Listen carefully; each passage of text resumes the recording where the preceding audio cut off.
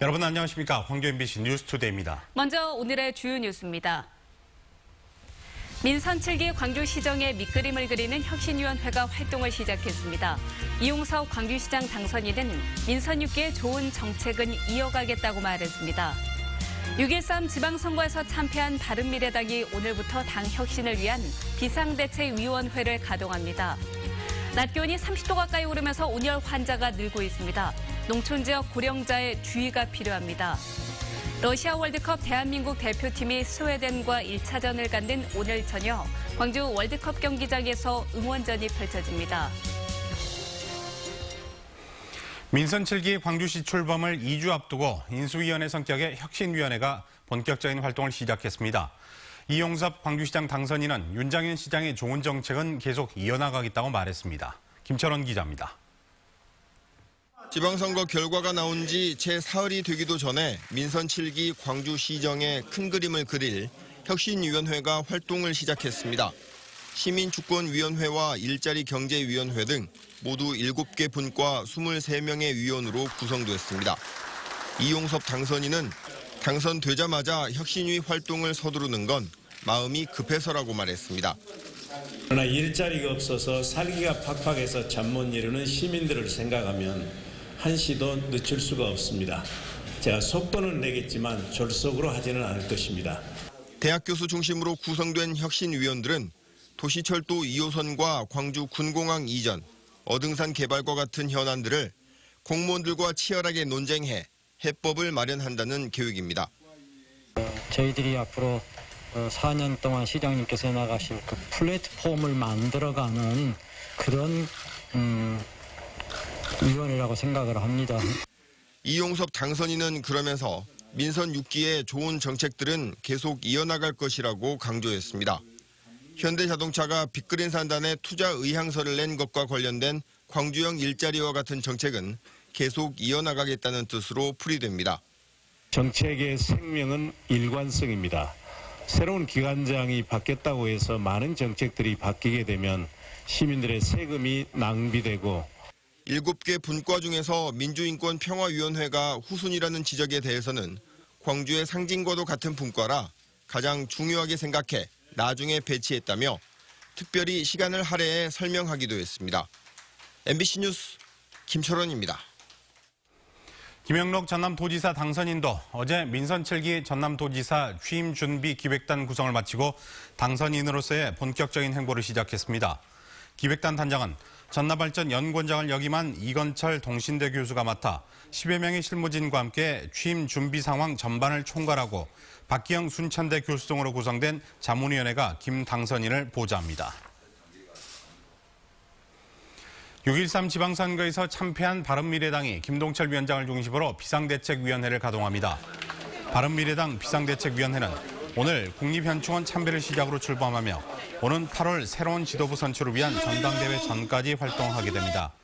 바른미래당은 이번 주 경기도 양평에서 30명 의원들 모두가 참여하는 워크숍을 열어 지방선거 패인을 분석하고 당 혁신 방안을 논의할 예정입니다.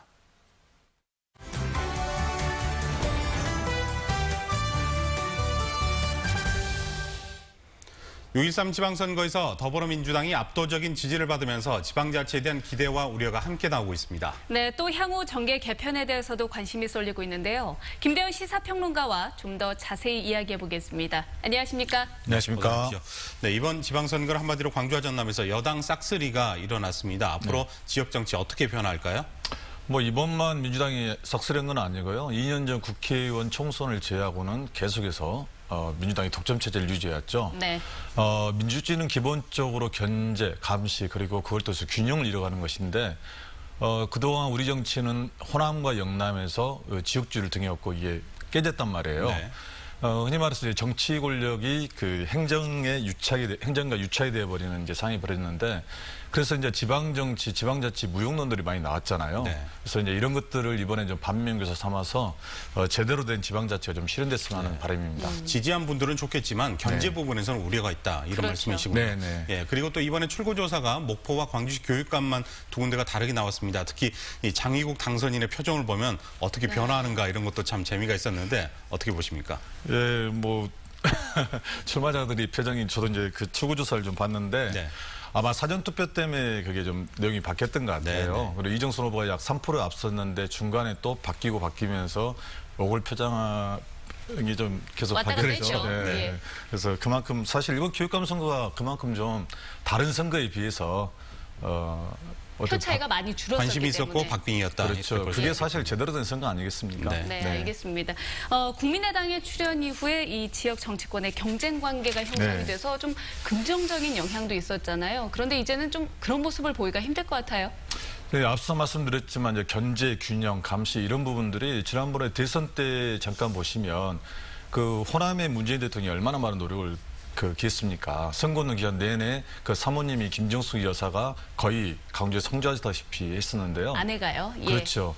그만큼 이제 대접을 좀 받았다 이제 이렇게 보시면 되는데 흔히 말해서 이제 호남에서는 이제 호남은 그 영남과 똑같이 몰표를 주는 현상이 있잖아요. 네. 그러다 보니까 경제적으로 사실상 낙후되는 그 반대잖아요. 표를 그만큼 줬으면 덜한 게 있어야 하는데 영남 같은 경우, 그다음에 호남 같은 경우는 계속 경제적으로 어려운 그래서 일방적인 그 포주기 이게 좀 문제가 있지 않나 저는 그런 생각이 듭니다. 네. 자, 또 바른미래당 이야기를 해보도록 하겠습니다. 이번에 호남의 기반을 두고도 광주 전남에서 한석도 얻지 못했습니다. 앞으로 네. 어떻게 될까요? 광주 전남뿐만 아니라 전국적으로 모두 네. 사실은 네. 그래서 사실 뭐 당 자체 존립의 문제가 있는데 오늘 뭐 비대위 체제를 가동한다고 하더라고요. 네. 그리고 뭐 2달 뒤에 전당대회를 새롭게 한다는 이야기 들었는데 사실 뭐 그동안 정체성이 모호하다는 얘기를 많이 들었어요. 그래서 제 개인적인 생각으로는 국민당에서 갔던 그 의원들이 다시 뭐 민평당에 돌아오지 않을까 이런 생각도 들고 네. 사실 박지원 민평당의 그 전 대표가 끊임없이 그렇게 구애를 좀 하고 있는데요. 네. 바른미래당 같은 경우도 자유한국당이 어떻게 변화에 따라서 이 각계격파 좀 흩어지지 않을까 이렇게 좀 보여집니다. 네. 그렇군요. 이 전국적인 정계 개편 앞으로 네. 있을 것 같은데 어떻게 보십니까? 네, 지금 민주당 같은 경우는 원래 당초 8월로 예정된 정당대회였는데요. 오늘 이제 그 날짜를 결정한다는데 뭐 9월 이후로 또 연기된다는 얘기 나오고 있고, 각 정당들이 이제 그 자유한국당도 마찬가지고 바른미래당도 민평당도 이렇게 바뀌겠는데요. 네. 결국은 2년 뒤 총선을 염두에 두고 정계 개편이 이룰 수밖에 없고 그 총선이 지나고 나면 대선이잖아요. 네. 그래서 민주당 같은 경우는 이제 흔히 말하는 친문계를 또 이번에 당권을 잡을 것이다. 뭐 이렇게 이야기를 하는데 정계 개편이 항상 국민들의 상가는 계리가 되는 정치권만의 선거 축제가 되기 때문에 그런 좀 문제들. 지켜봐야겠네요. 네. 네. 자, 각 당별로 2년 뒤에 총선을 노리는 의회 구성 변화 네. 있을 것 같은데 어떻게 될까요? 현재 이제 민주당이 한 130석이 됐잖아요. 네. 그러면은 이제 정의당 같은 경우 6, 그리고 민평당은 20석, 14석이군요. 합해서 20석인데 네. 개혁 입법, 국회 가반을 확보하려면 150석이 넘어야 하잖아요. 네. 그래서 민주당 130석과 범진보 세력 합치면 150석이 돼요. 네. 그렇네요. 그래서 민주당이 만약에 이번에 개혁 입법이라든가 입법 그 민생 부분을 소홀히 하면 2년 뒤에 국회의원 총선이 있잖아요. 그래서 좀 상황이 역전될 수도 있다. 이렇게 보여집니다. 네, 그래서 빅텐트 전략을 펼칠 네. 것 같다. 그렇죠. 예, 이렇게 예상을 해볼 수가 있겠군요. 네. 자, 오늘 말씀 잘 들었습니다. 고맙습니다. 네, 감사합니다. 감사합니다.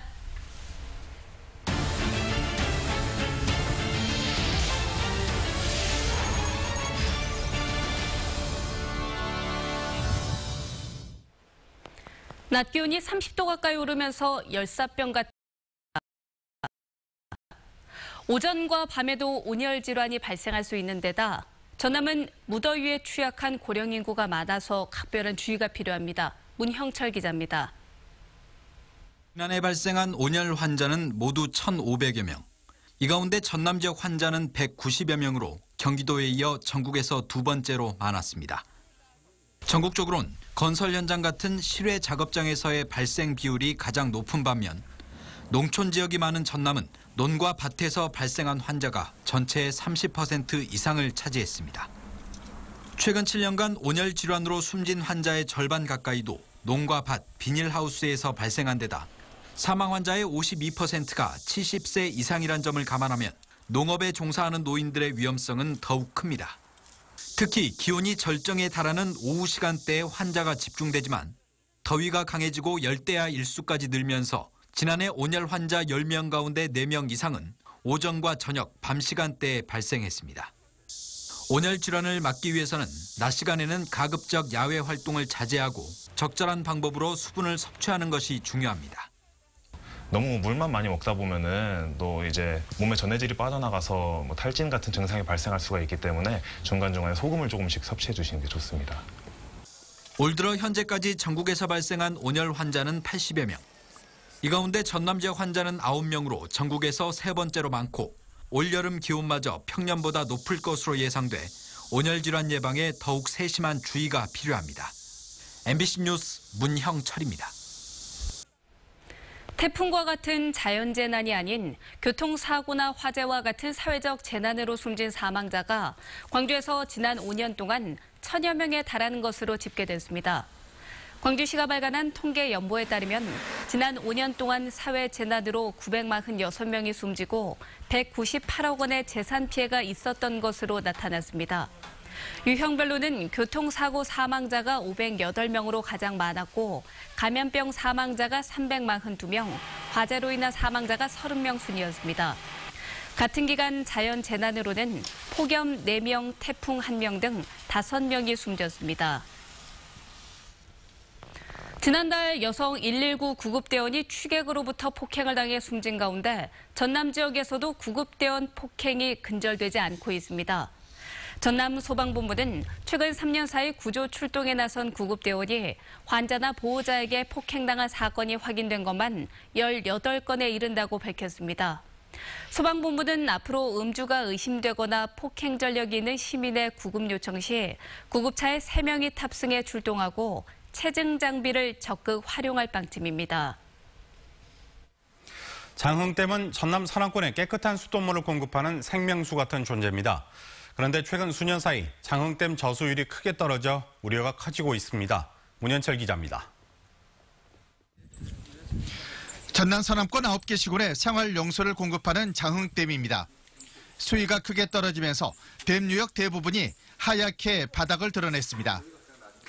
현재 저수율은 30%에도 못 미치고 조수량은 5,100만여 톤에 그치고 있습니다. 지난 3월 한때 18%대까지 떨어졌다가 올봄 잦은 비로 그나마 회복한 저수율입니다. 지난 수년 동안 지속된 마른 장마에 태풍까지 비껴가면서 장흥댐 저수율이 계속 떨어지고 있습니다. 이 때문에 수돗물 공급이 차질을 빚거나 수질이 떨어지지 않을까 하는 우려의 목소리가 나오고 있습니다. 다음 달 말로 예정된 장흥 물축제도 큰 걱정거리입니다.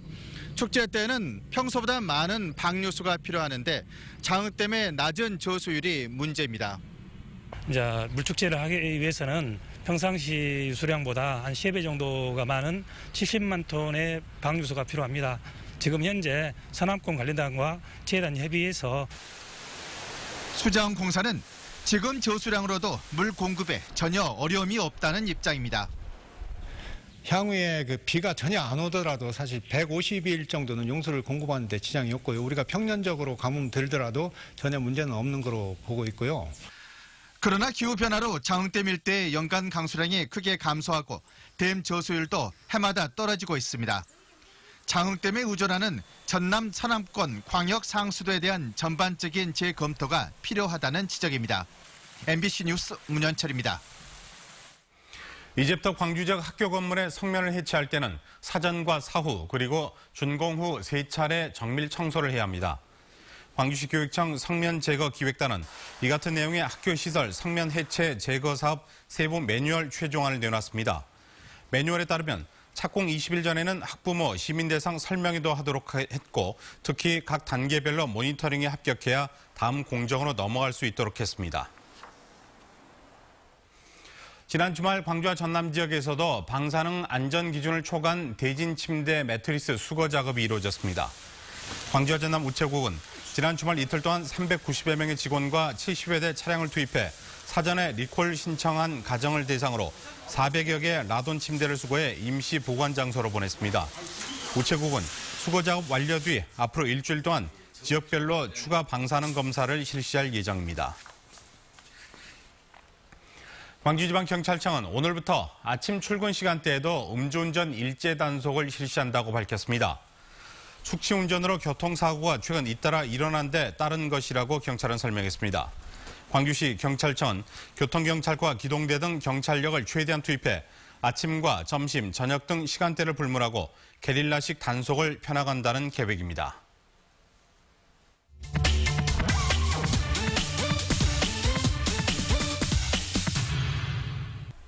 지난 한 주 어떤 뉴스가 누리꾼들의 관심을 끌었을까요? 6.13 전국 동시 지방선거와 관련된 뉴스와 광주 서구 동천동에서 발생한 화재 사건, 농성 지하차도 주변의 제한속도 상향에 대한 소식이었습니다. 어떤 댓글들이 남겨졌는지 자세한 내용 살펴보겠습니다. 민주선거 시행 70주년이자 7개 선거가 이루어진 제7회 전국 동시 지방선거. 대한민국 국민이라면 누구나 소중한 한 표를 선사할 수 있죠. 하지만 이번 6.13 지방선거 사전투표에서 시각장애인들이 참정권을 행사하기 어려웠다는 논란이 제기됐습니다. 사전투표 때 점자가 찍힌 투표 보조용구가 마련되지 않은 곳이 많았기 때문인데요. 점자 들어간 명함을 나눠주며 선거운동 하시는 분들을 봤다며 점자 명함까지 나온 마당에 왜 투표용지는 개선되지 않는 거지? 의아해하기도 하고 선거철마다 이러한 문제가 되풀이되고 있는 점을 꼬집으면서 국민 누구나 민주주의 꽃인 선거에 평등하게 참여할 수 있도록 개선해 줄 것을 바라는 댓글이 많았습니다. 광주 서구 동천동에서 발생한 화재 사건도 SNS에서 화제였습니다. 광주 서구 동천동에 있는 한 아파트 4층에서 불이 나 주민 3명이 연기를 흡입하고 10여 명이 긴급 대피한 사건이 발생했다는 뉴스 전해드렸죠. 아무래도 내 동네, 내 지인이 사는 동네 얘기다 보니 관심이 많았습니다. 살아있냐? 야, 너네 집 괜찮아? 잘 데 없으면 우리 집이라도 와라. 많은 누리꾼들은 화재 소식에 놀라며 동천동에 사는 지인을 걱정했습니다. 아까 소방차 간 게 이건가 보다. 야, 우리 집 바로 2층이다. 우리 집도 난리남. 또한 화재 사건을 직간접적으로 보고 들었다면서 목격담 성격의 댓글들도 많이 남겨져 있었습니다. 농성 지하차도 주변의 제한 속도가 상향된다는 소식도 사람들의 관심이었습니다. 현재 한창 경사 완화 공사가 진행 중인 농성 지하차도. 공사 구간 속도 하향으로 인한 교통사고 우려와 민원을 고려해 그 주변의 제한 속도가 30km에서 40km로 상향 조정됐는데요. 그간 너무 차가 밀려 답답했다며 대다수가 상향 조정된 것을 환영하는 분위기였습니다. 하지만 10km 올렸다고 차이가 있을까 하는 의문의 목소리도 적지 않았습니다. 지금까지 댓글 소셜통이었습니다.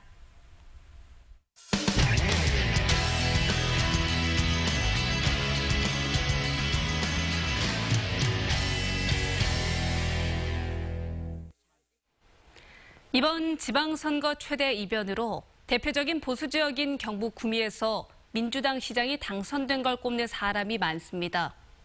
박정희 전 대통령 고향인 구미가 확 달라질 거라는 기대가 큽니다. 대구 MBC 신병철 기자입니다. 전임 시장이 추진한 박정희 기념사업은 1,100억 원이 들어갔습니다. 지난해 말 완공한 새마을운동 테마공원은 사업성이 없습니다. 구미시와 경상북도가 서로 운영까지 떠넘기면서 애물단지가 됐습니다. 공사가 진행 중인 박정희 역사자료관도 사정은 다르지 않습니다. 장세용 당선인은 새마을운동 테마공원에 민족 독립운동가들을 기리는 공간을 만들겠다고 공약했습니다. 박정희 대통령과 연관시킨다든가 새마을과 연관시켜서 아주 예민하게 생각하는 분들이 있기 때문에 많은 논의, 아주 그 수기 민주주의의 틀 안에서 서로 협조하는 관계가 이루어져야 된다, 이렇게 생각을 합니다. 도시정책 전문가인 장 당선인은 도시재생 뉴딜 사업을 적극적으로 추진할 계획입니다. 문재인 정부 주요 정책인 50조 원 도시재생 뉴딜 사업 자금이 주 재원입니다. 여기에 그치지 않고 도시공간을 공유제로 보고 공유도시 개념을 도시정책에 적극 도입합니다. 사회적 협동조합에 힘을 싣고 동네 서점과 헌책방 경영을 지원해 시민에게 지식 공유 공간을 제공할 예정입니다. 노동자가 10만 명인 산업도시인 구미. 장세용 당선인은 구미시가 그동안 자본과 기업주의 중심 사고만 해왔다면서 노동 권익 향상을 약속했습니다. 구미는 평균 연령이 37세로 전국에서 가장 젊은 도시이기도 합니다. 아이돌봄 서비스 지원 확대와 같은 육아 복지 정책도 적극 추진할 계획입니다.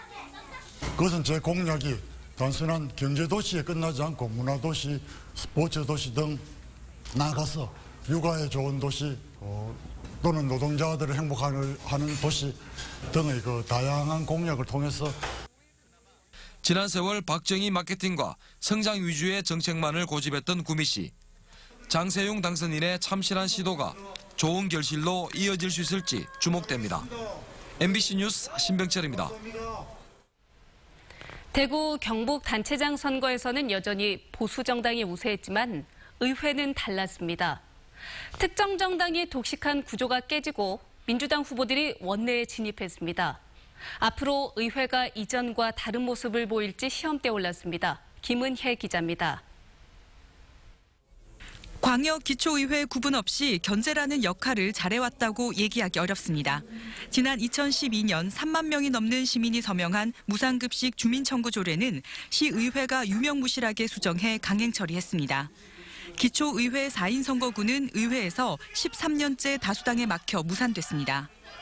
수성구 의회는 동료 의원을 성추행한 구의원 제명안을 같은 당 의원들이 반대해 부결시켰습니다. 절대 다수가 특정 정당 소속인 점이 의회 기능을 떨어뜨렸기 때문입니다. 한 시민단체에 따르면 1대부터 7대 시의회 26년 동안 찬반 토론을 거쳐 투표한 조례는 29건에 불과했습니다. 상임위를 통과하면 찬반 토론 없이 기립이나 거수로 결정해 처리하는 게 관행이었습니다. 기초의회 또한 지난 4년 동안 집행부에 의정 질문을 하지 않은 의원이 절반을 넘었습니다. 생산적인 정책 경쟁으로 지방자치를 활성화시킬 필요가 있고 민주당의 경우에는 사실 기대 이상의 성과를 거둔 것이 사실입니다. 그렇기 때문에 의정 활동을 통해서 실력을 입증하는 것이 굉장히 중요하죠. 대구시의회에 5명, 기초의회에 50명 당선된 민주당은 이제 소수였던 이전과 달리 다른 역할을 보여줘야 하는 숙제를 받았습니다. 시민의 대변자로서 또 대의기관으로서 대구시의회가 제대로 역할을 해야 된다고 보기 때문에 그런 부분에 있어서는 뜻을 같이 할 수 있는 의원들이 분명히 있으리라고 생각합니다. 일단 독점 구조를 깬 지방의회가 주민들의 의견을 충분히 반영하고 견제와 감시, 비판이라는 본연의 기능을 잘 해낼 수 있을지 실험대에 올랐습니다. MBC 뉴스 김은혜입니다. 러시아 월드컵 대한민국 대표팀이 스웨덴과 1차전을 갖는 오늘 저녁 광주 월드컵 경기장에서 시민 응원전이 펼쳐집니다. 광주시는 스웨덴과의 1차전이 시작되기 2시간 전인 오늘 저녁 9시부터 월드컵 경기장을 개방해 시민들이 함께 응원할 수 있도록 했습니다. 광주시는 멕시코와 2차전이 열리는 24일 오전 0시와 독일전이 열리는 27일 오후 11시에도 경기장을 개방한다는 방침입니다. 문재인 대통령에게 손편지를 보낸 광주의 한 초등학교 학생들이 대통령으로부터 답장을 받았습니다. 광주 무등초등학교 5학년 2반 학생들은 남북 정상회담을 하는 문 대통령에게 응원 편지를 써서 청와대로 보냈고 청와대 비서실은 지난 12일 대통령의 답장을 학생들에게 보냈습니다. 문 대통령의 답장에는 소중한 마음을 담은 편지 잘 읽어보았다며 신나게 뛰어놀고 마음껏 꿈을 키울 수 있는 나라를 만들기 위해서 열심히 노력하겠다는 내용이 적혀 있었습니다. 친환경차에 대해서 제2순환도로 통행료를 깎아주는 광주시 정책의 신청자가 조금씩 늘고 있습니다. 광주시에 따르면 친환경차 통행료 감면을 시행한 첫 해인 2016년 171명이 신청한 데 이어서 작년에는 270명, 올해는 상반기까지 163명이 신청해서 모두 600명을 넘었습니다. 광주시는 전기차와 수소차, 배기량 1600cc 미만 하이브리드 차와 같은 친환경 차량에 대해서 제2순환도로 통행료를 50% 할인해주고 있습니다. 오늘은 낮 기온이 30도까지 오르면서 무더운 날씨가 이어지겠습니다. 광주지방 기상청에 따르면 오늘 광주와 전남의 낮 최고 기온은 25도에서 30도까지 올라 무덥겠고 아침 기온도 날마다 올라서 오늘은 최저 기온이 20도, 내일은 21도까지 오르겠습니다. 해안과 내륙 곳곳에는 아침까지 안개가 끼는 곳이 있고 오늘까지 바닷물 높이가 높아져 해안 저지대는 침수 피해 유의해야 합니다.